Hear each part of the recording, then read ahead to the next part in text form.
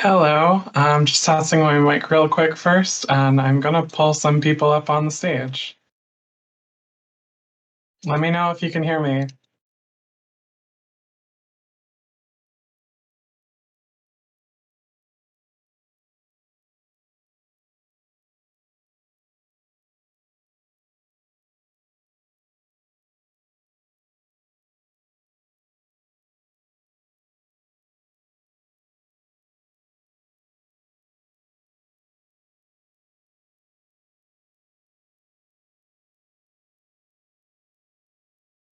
Hello. I think everyone can hear me. I mean, I could. And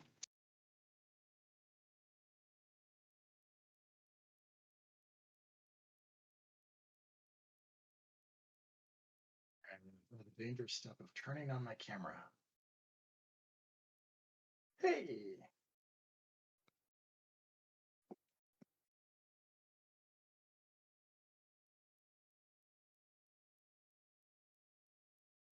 Nobody really wants to see all my unpainted plastic back there.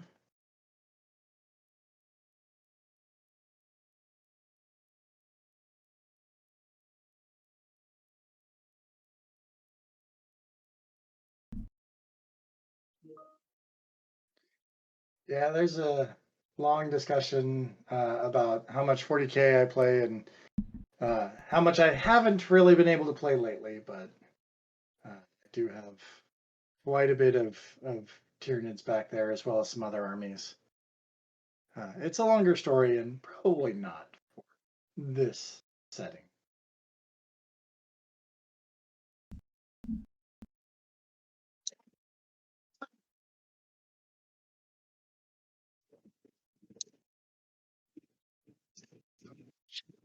Can't keep up with it all. It's awesome. So, first person I added is Citizens of Lorcana.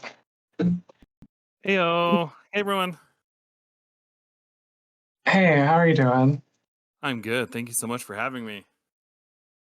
So, what I am going to try to do on this stage, as you can see on the top, it's Into the Inklands community discussion, bringing in some content creators. And we're going to talk about some of the recent card reveals. And towards the end of discussion, there's some new card reveals. Let's go. Gotta get a few more people in here.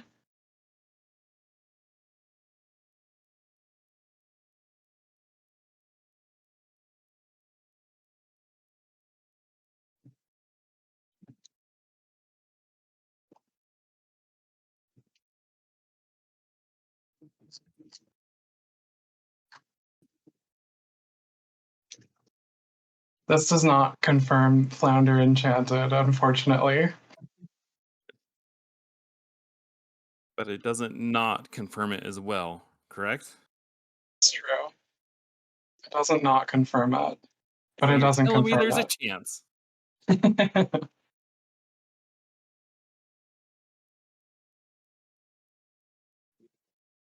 Okay, there's one more person I'm looking for that said they were going to be here, but I'm not seeing them.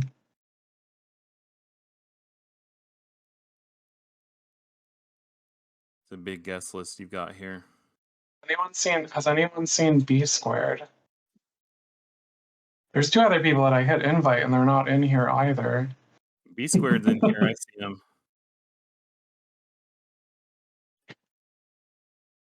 Oh, there we go. Hello. There we go. You were hiding. I wasn't trying to hide. I got here early. I see. How Another is one. everyone? Good, how are you? I'm doing awesome. There's over 300 people here. That's crazy. All right. We've assembled the team. Yeah, so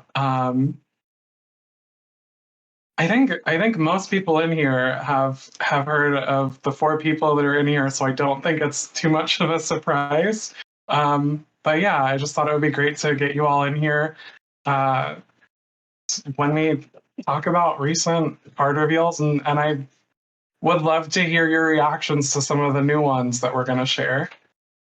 But I'm going to drop stuff in the chat here. So first up, the other day on the product page, we shared Jim Hawkins, and he is still here. So I was, wanting to see, before Steve talks about Jim Hawkins, what his opinions on it, or his thoughts on it. Let's go around, and I guess we'll go in order of how I invited people. So, citizens of Lorcana. Oh yeah, this card is amazing. We just did a podcast where we talked to the Forbidden Mountain, and one of the things that they pointed out was Jim Hawkins is he kind of like sings a location out. I know there's not a distinct like keyword for singing a location, but the fact that he's able to play a location and be able to move to it, I think that this card is going to be a very good card in set 3. Squared. Yeah, so I got really excited to see Jim Hawkins, if I'm being honest with you. I think it's the first legendary that we've seen from Into the Inklands. So like that by itself, It's the first. that by itself was pretty exciting. He doesn't seem like a Gantu, which is good. He seems like he's going to be a pretty good legendary. I'm very eager now to see more locations than anything, because as Jared just said, being able to bring a card into play for free, I mean, we've seen how strong cards or songs are in Lorcana so far, being able to play cards for free. So not only being able to play it for free, but then being able to move to locations for free. My head's like spinning on what locations could be doing and interacting with characters, and how characters going to locations might impact the game, because I think it's pretty you can assume that it's going to be pretty impactful. So I'm extremely excited about Jim Hawkins personally. Live, Laugh, Lorcana. Katie and Becky, you two can go in either order. Yeah, I'm really excited for it. Like pretty much exactly what B Squared said. Like I can't wait to see what locations. Like we have Forbidden Mountain, and we know that he can get Forbidden Mountain out, but I can't wait to see what other locations there are for this. Yeah, I mean, of course, everyone's always so excited when we see cards from Treasure Planet. Such a fun movie. And also, I was very intrigued by saying cost 4 or less, because, we don't know. Like, how high is this going to go? I'm very excited to find out, like, how much these are going to cost. That's very cool. Also, Steve, what do you Oh, sorry. I wanted to bring up, I see a lot of people mentioning in the chat the frame break of the hair. Can anybody comment on that? Can anyone comment on it? It's I know it's Hartley something, can, but he's not here. right. It's something that the creative team's been really excited about, with the starting in set 3, kind of doing fun stuff like that with the frame. I think it's a nice Steve, touch. have anything to say about Jim Hawkins? Yeah. So obviously we had John Silver in set 1, and people were really excited about him. And we kind of, I won't say we felt bad about it, because we knew that we were going to get more soon, but we felt bad that they were going to have to wait until set 3, because we really felt the Treasure Planet fit so well in set 3 that we wanted to put stuff there. And Jim Hawkins, this is one of those ones that I really love the flavor coming through on him. Like, he wants to go find these new lands, and so he fits in so perfectly with the theme of the set. As for which locations you can put into play and what those do, we'll have to wait and see. Yeah, I remember the day that we revealed John Silver in set 1, and how everyone was freaking out about that. And then it was when is Jim Hawkins was like the next question, right? Like that's what everyone started asking. And I saw kind of that same excitement this week when we shared that card. A lot of people saying like, oh, I guess I'm playing Ruby now and things like that. So there's a trio of cards that were shown today. The first of which that I will share here, if anyone hasn't seen it, was this Scrooge McDuck, one of the starter deck cards. Well, as somebody who is a Sapphire lover, I really appreciate that Scrooge McDuck is on Sapphire. I love the ability. I mean, this obviously is going to fit right into an item slinger deck with Tamatoa and Hiram and Nick Wilde. I'm curious to see just exactly what kind of deck can be built around Scrooge. And I love the art. Like, this art is so fantastic. Yeah, I've seen some Seriously. speculation with the artwork whether this was classic DuckTales or DuckTales 2017.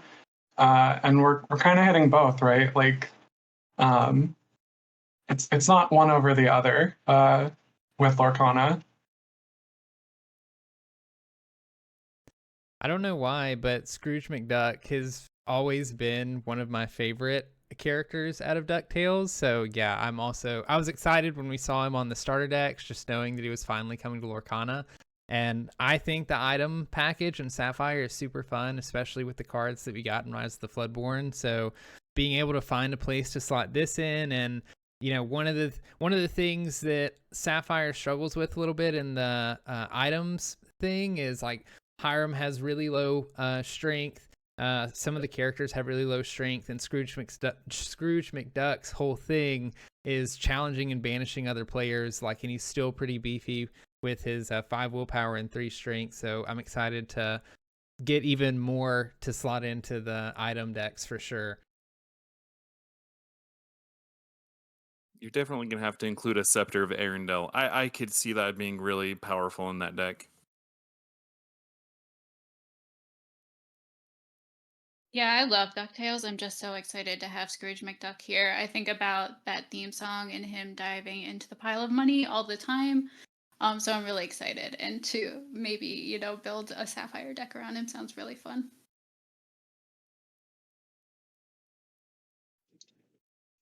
I've seen some speculation people had with his ability of playing an item for free. They're like, oh, well, items would have to cost a lot to get some use out of that, right? How high do you think an item could cost?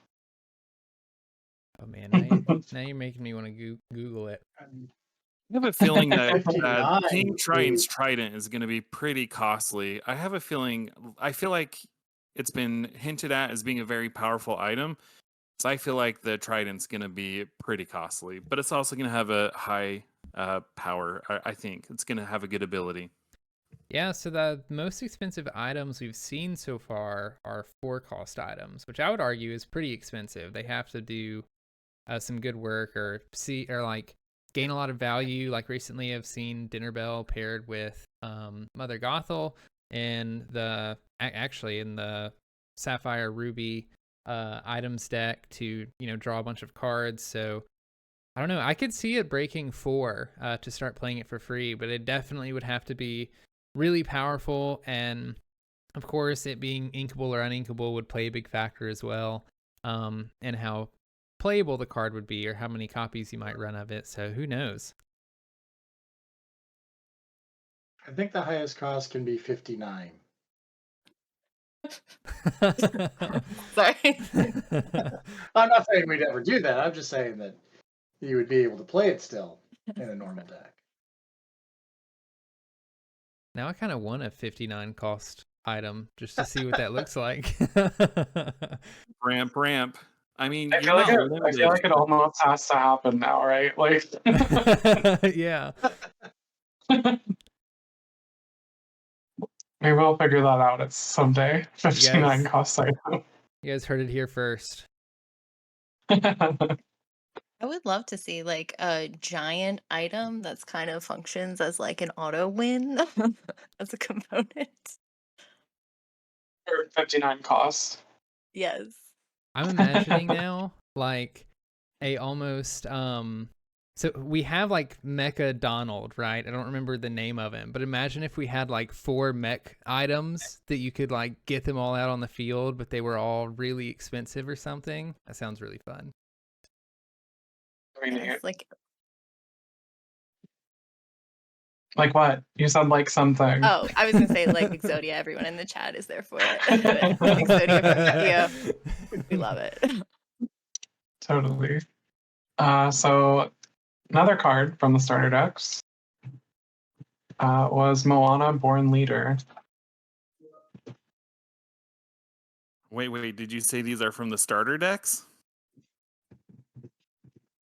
I did. Yeah, Jared, where have you Okay. been? She did now. They're on the cover. Oh, yeah, that's right. My bad.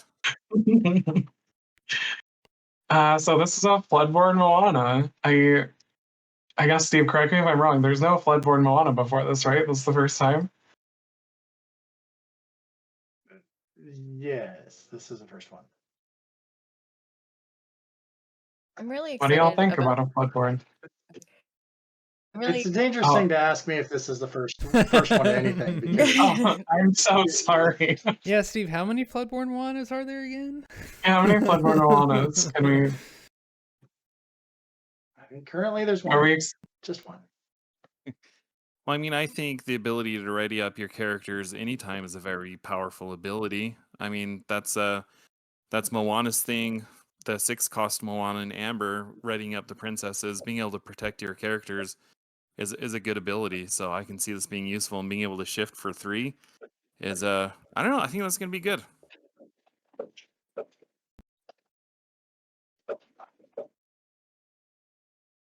So currently, the only 2 Moanas that we have in the game are both 5-cost as well. This is also a 5-cost Moana with a shift 3, so I'm eager to see if there is another shift Moana coming that maybe we do or don't know about. But I definitely think that the ability Welcome to My Boat is very Ruby, readying everything and, just playing with those locations even more, giving synergy to locations and like wanting things to be at locations, I think is super exciting. Also, Moana is a captain and a princess in this, so maybe we can see a little captain synergy too somewhere. That'd be really fun. Yeah, definitely. Amber Moana is one of my staples in my princess deck. So I love her, and I love kind of how we're kind of Moana's staying in a similar lane here with the readying and the 5-cost, of course, and great point with B Squared about her being a captain. We haven't seen any cards that use that particular. Starkey. There's always Starkey. Oh, we forget about Starkey sometimes. No offense to Starkey. I'm ready for the Starkey meta. Starkey.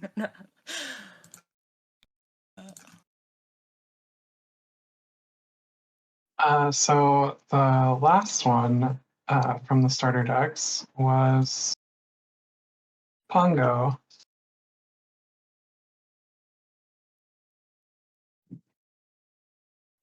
So this one's Pongo, Determined Father. Once per turn, you can pay 2 ink to reveal a top card of your deck. If it's a character card, put it into your hand. Otherwise, put it on the bottom of your deck. What do y'all think about that one? First off, Honestly, go ahead. I have to highlight the art. The art looks great. I love seeing more Dalmatians on the cards. Like, just dogs in general is fun. So that already excites me just by itself. I think out of all the cards that we saw this morning, this one has to be the one I'm most excited for. I know paying 2 to look at the top card of your deck can be maybe a little expensive, but the fact that you don't have to exert Pongo in order to use that ability is really cool, and I could see this having some fun synergies with the Mufasa deck. Yeah, same thoughts. First, I love dogs, so could not be more excited about these adorable dogs on this card. But we're starting to see really great success with that Mufasa deck that, takes advantage of having lots of characters. So like this synergizes well with that, and I'm definitely excited to add it to that. Amber works really well at building up a wide board and everything. And before all of the questions, I think there's already some. Once per turn is just once during your turn, and it's for each Pongo that you have in play.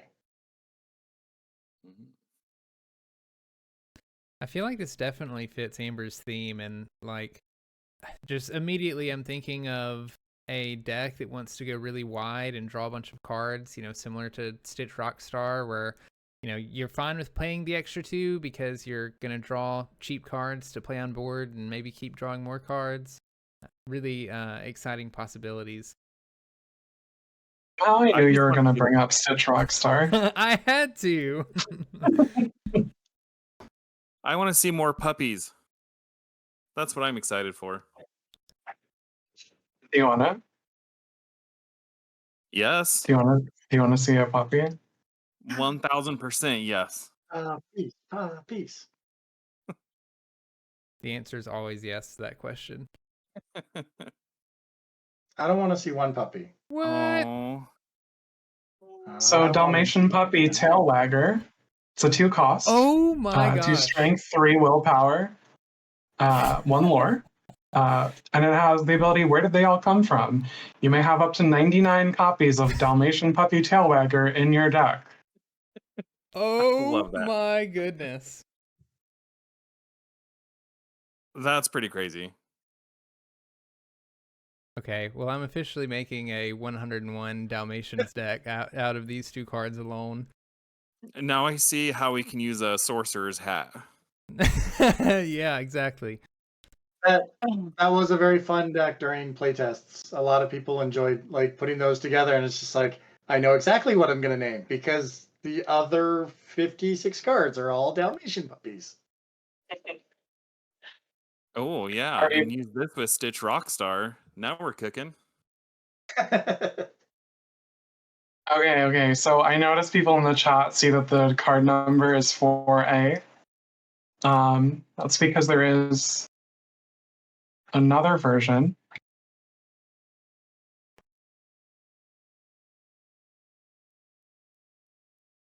To be fair, if you're gonna run 99 puppies, Oh then my There's gosh. 4B. you want to have some other.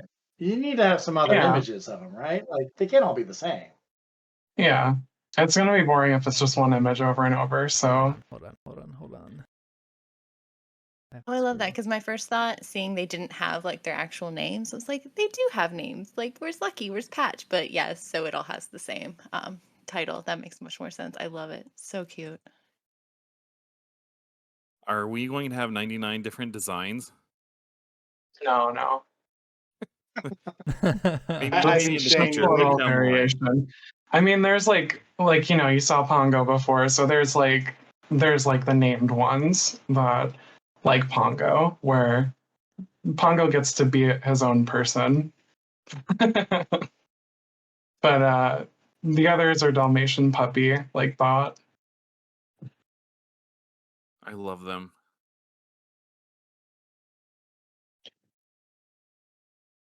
I actually have some more card reveals. I know. Are you still excited about those two? Yes, let's do it. All right. So the next card. I thought that Stitch was Xander threw Stitch up there. Yeah, and It's my heart Dalmatian jumped. puppy tailwagger. 2 costs, 2 strength, 3 willpower. With the ability, where did they all come from? You may have up to 99 copies of Dalmatian puppy tailwagger in your deck. This is crazy. What do y'all think of this card? Busted. It's what I was hoping for, honestly. What's the next reveal? 3 Okay. down, 96 to go. We can move on. I love But that it's there's a Oh. puppy characteristic. I know that's just like a little thing, but it makes me happy. Super cute. We can and move this is on the though.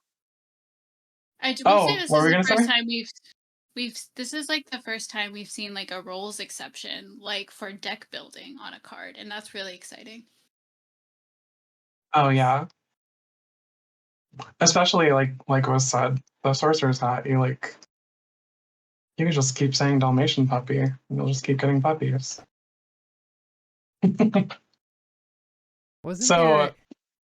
Sorry, I don't mean to keep what? interrupting. No, you're good. You're good. Wasn't there a challenge at the Willpower League about like most characters on board or something along those lines? Or was it more specific than Like that? most princesses, most Okay, villains, okay. stuff like that. So I mean, there will be most puppies at some point. Now, if we get a Perdita that reduces the cost of playing puppies by 1, now we're talking.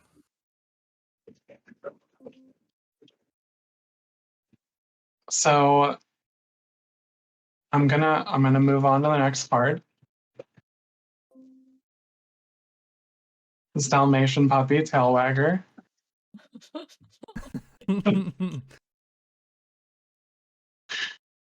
I think 2 this costs, 2 strength, 3 willpower, 1 more. With the ability Where They All Come From, you may have up to 99 copies of Dalmatian Puppy Tail Wagger in your deck. What do y'all think? All the puppies. I think this is the cutest one so far. I was gonna say that, I yeah. personally, I love the fact that they're all on the same couch, so they're just taking turns. That's the very first thing I checked when I saw the second one. I was like, is this another Seven Dwarfs thing, or is it just the exact same couch? I love it. As this one, honestly, the story behind this was kind of funny because Shane said that they had a bunch of concept arts for the Dalmatian puppy, and he asked which one we liked, and we're like, all of them. So we ended up coming up with a plan to include all of them. So when I have some more time, so I'm going to use my great deductive skills because boy puppies have red collars and girl puppies have blue collars in the movie to match their parents.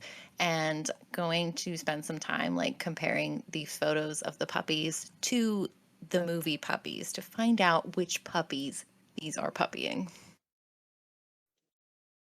I would very much like to see them lined up like that.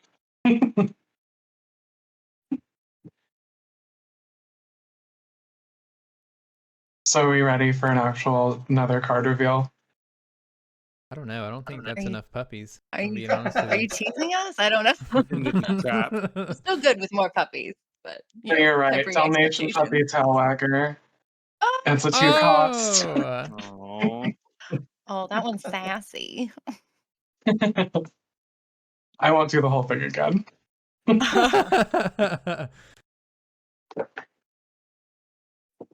puppy Rick You rolling. mean there are only 5? Is that what you're telling us? There are 5 different designs of these. And then here's this. No, there's 5. I love the flavor text. Did they steal your heart or your chair? Yes, Yes. absolutely. I'm a dog person. I am too. I'm a huge dog guy. Same. Well, not the second part, but yeah.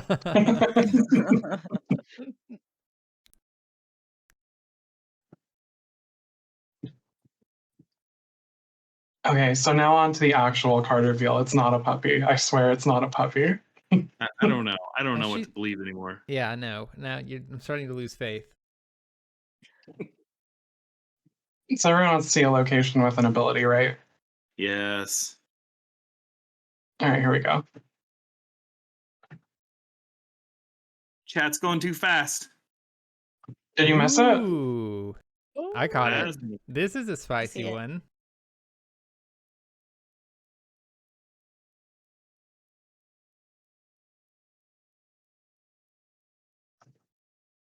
Becky, you want to start with this one? Very excited. We had Moana, now we have Maui's Place of Exile. Very cool, very exciting. +1, I think this is great. Really exciting. I'm still wrapping my head around locations because this is my first TCG, so like it feels like we're really throwing something new in here. So I'm still wrapping my head around stuff, but very excited to see this. It looks great.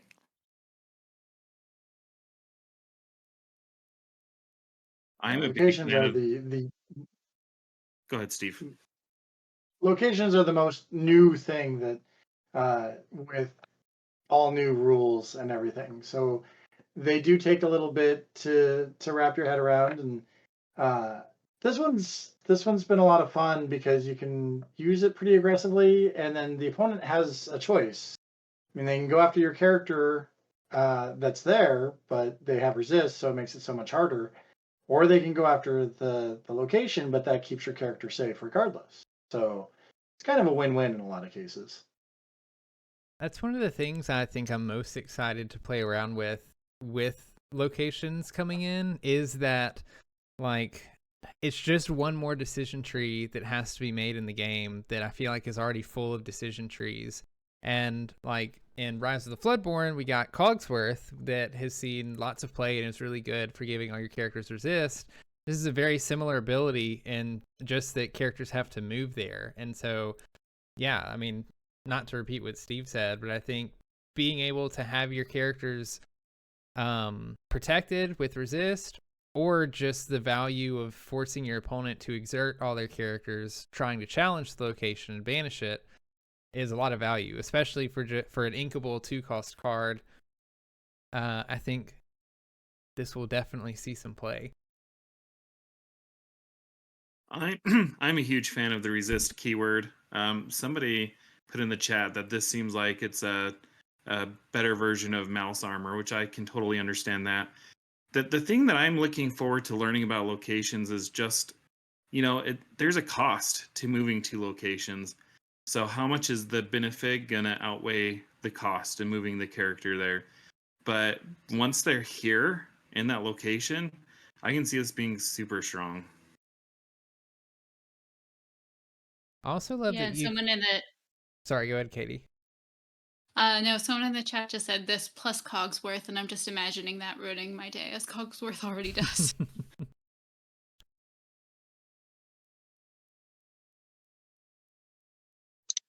Someone else also pointed out that there was no lore on it. So, I think everyone saw Forbidden Mountain and thought, oh, all locations must have lore on them, but that's not the case. Sometimes they can have a really good ability. Or both. Or both. And then also, now getting sort of an idea of Jim Hawkins or Moana, but like those cards playing off locations in fun ways, where with Maui's Place of Exile, you're combining those cards to get resist on your characters. Something else that I really like about locations, especially one like this, is knowing that I can play location and immediately move characters to those locations. Because my mind went to the new Ruby Scar that we got that can like challenge a bunch of things in a row.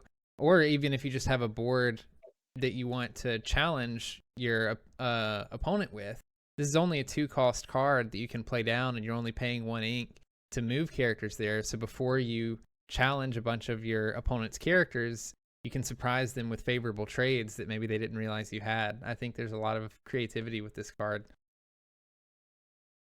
It does cause the opponents to have to think a bit more because of that. You're very correct. If I play the Place of Exile, and you know that I might have rush characters, that makes you have to kind of go on the offensive to get rid of the location so that I don't get the advantage. But in doing so, you could be playing right into my hand because I have rush characters. And so now there's a little bit more of a back and forth of, well, what do I do versus what do you do? That's what a lot of these locations were all about, was creating more choices, more sort of strategic element points for people to have those decisions and create some really cool, flavorful locations that people would just enjoy seeing. There's a few in the set that I am excited to see get out there and see reactions from, but it's because I love the franchises that they're from.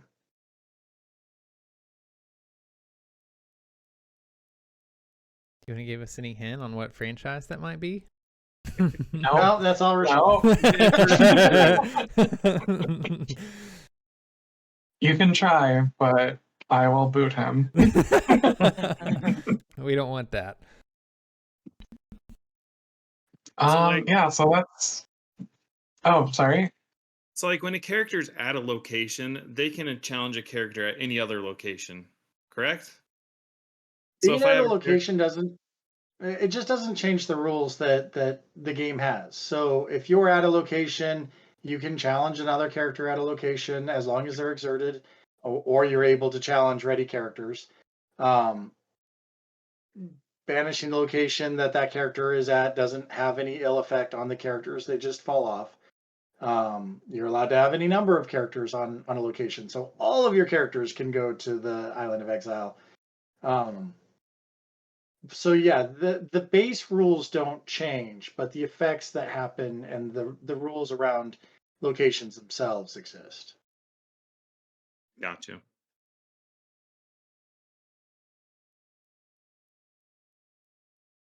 And as people are noting, Bodyguard does not protect locations. It actually specifically says character.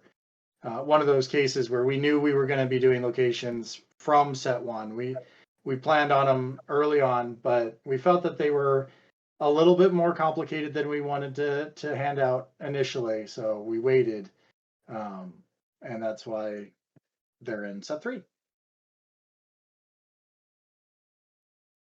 I'm excited. I think that was a good call. It just helps kind of, set 1, we're kind of figuring out the rules. Set 2, we have some more complex kind of interactions. And then set 3, we're doing this. And again, as somebody who's kind of a novice, it's been really nice to just kind of be able to kind of gradually ease my way into understanding.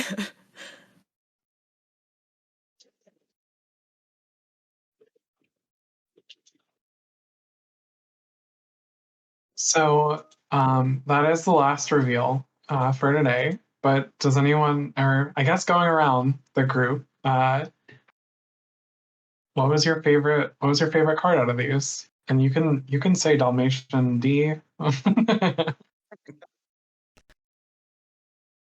I guess Citizens of Lorcana. We'll start the same way we did earlier. Yeah, sure. I mean, this is probably going to be the popular one, but it has to be the location, Maui's Place of Exile, just because there's so much that we don't know about locations. So finally getting another one, seeing that it may or may not have lore, seeing that it has this ability, resist +1.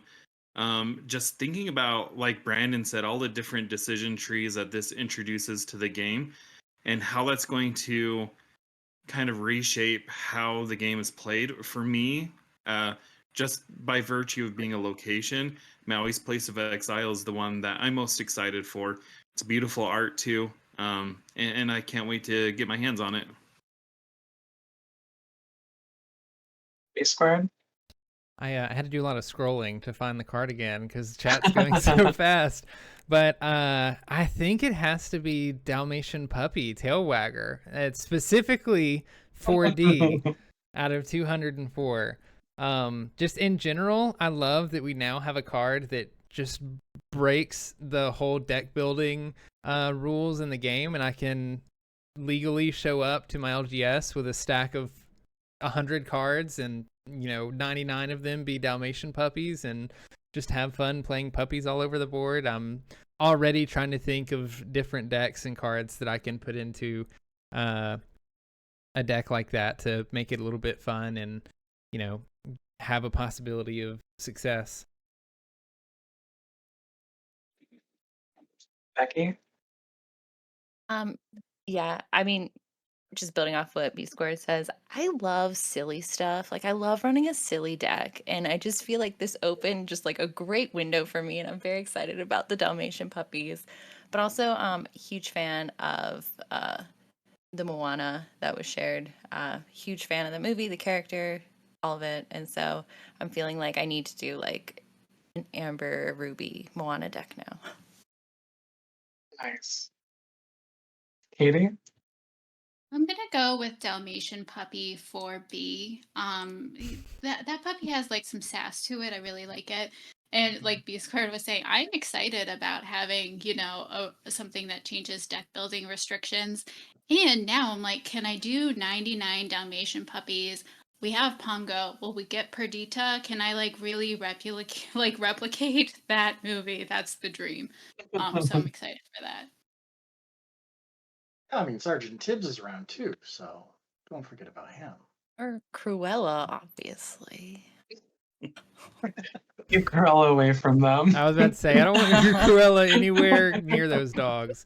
Actually, wait.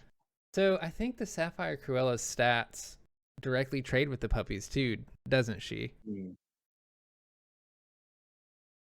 Yeah. Steve's nodding. Just even more flavor.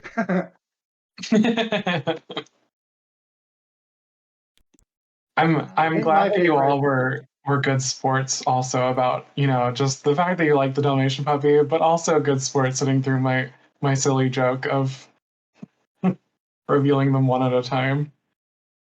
Look, I think somebody in the chat referred to it as puppy Rick rolling, and yeah, it was awesome. I'm glad we were here for it.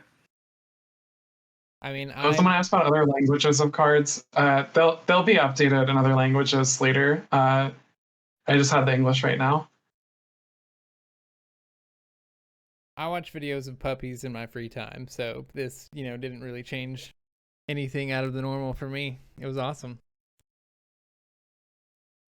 Hey, which one was your favorite out of these? I mean, it's hard to pick a single favorite, but I am kind of partial to Scrooge.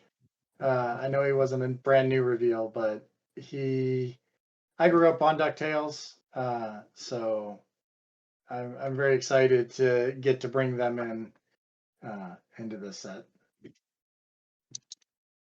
Yeah, I loved the DuckTales reboot 2017. Like, that show was so good. I mean, I watched the original growing up, but the reboot was so good, and just seeing, the characters here gets me so excited. Well, as a 90s I kid, think I have to agree. I think Scrooge McDuck is. I mean, I love Jim Hawkins too, but I think Scrooge McDuck is probably, out of this group, one of the most exciting ones to me. as a 90s kid, the Tailspin and DuckTales, that's definitely hitting the nostalgia sweet spot for me, which is another reason why I'm super excited for this set. So Yeah, definitely. This may not change your answer, but I'm also interested in knowing what everybody's favorite card is based on art, because another reason that I'm very excited about location cards is the landscape art. I absolutely love art like that, and even though it's literally just a island with sand and rocks on it, Maui's I can't think of the name of the card now, but the location card, Maui's Exile, is beautiful for such a simple art on a card. If we're going purely on art, I would say Jim Hawkins. I actually, when I first saw that artwork, I'm an emotional person in general, but when I first saw that artwork, I actually cried because there's been, it's like seeing Jim Hawkins again. I don't know. I loved that movie, and just seeing new artwork of him just made me emotional. I think for me, it's going to be a weird one, but and not based off the cards that were revealed today, but the image that is shown for the Moana playmat. I actually really that one's pretty epic to me. Our creative team does such a good job. Every time we get to see art, it's always Christmas to us. So Yeah, and then we have to wait until everyone else gets to see it, which is always a little unfortunate. very much. Yeah, you guys can't just put it on your phone background or anything, can you? Nope. I'm gonna have to agree with Rochelle. I really liked the Jim Hawkins reveal, and I'm not somebody like I like Treasure Planet, but when I saw that frame break, like it really did just take me away for a bit because it looked so cool. And I know it's something so simple because it's just his hair is out of the frame, but it was such a cool look and it's so different that that's the one that I was most excited about. Of course, I love the Scrooge art too, but I don't I'd know have if to go we're with Jim allowed Hawkins. to. Oh, go ahead. I was just gonna say, the Moana playmat, of course, is like super beautiful and lovely and stuff. And all of the previous, playmats have been based on cards. So just kind of interesting to think if that's gonna be a location or a character. We were talking about Shift Moana. I don't know, just throwing that out there. All right, well, that's it for. No, I'm joking. I guess Becky and Katie, what were your favorite artwork? Yeah, I have to go with Jim Hawkins too. I mean that the art is stunning. Like it took my breath away. And we have a lot of people on our Discord server too, Rochelle, that have just like a very deep emotional connection with that movie. So yeah, I love that card art. I feel like I'm so boring. Yeah, I'm gonna go with that as well, Jim Hawkins. It's so good. It just has such the vibe of the movie, and it's such a dynamic card, and there's so much beautiful stuff going on with it. It's really, really lovely.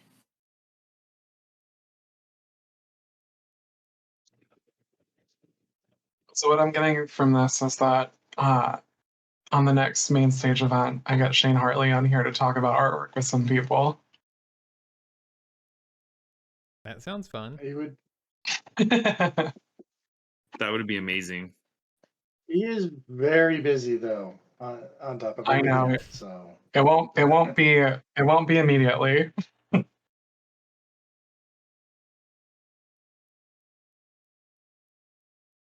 Yeah, Someone. so that's I think that's it for now. But thank you again, everyone, for coming here. If each of you want to, plug your where people can find you. Sure, I'll start. Most people know me from Twitter. I'm run the Citizens of Lorcana account. We also have a podcast by the same name, very creative. Those are the two main places that you can find me.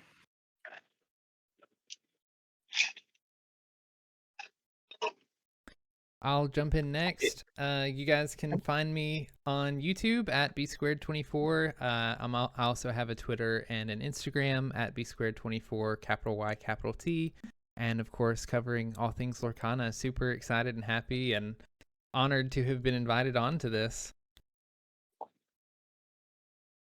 Katie and I can be found primarily on our podcast, Live, Laugh, Lorcana, but we also hang out on Twitter and Instagram. Thank you so much for having us as well. This was really special and exciting.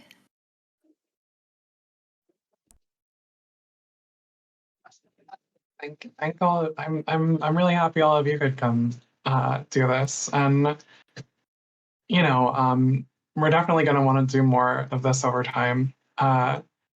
I know people have been asking when we really can get started with doing more with content creators, and I just want to say sorry for the slow start, but we're definitely going to ramp that up and do more very soon. So thank you again to everyone that could come here. I hope everyone enjoyed it. I hope everyone enjoyed all of the puppies. And see y'all next time. Bye. Thank you. Bye.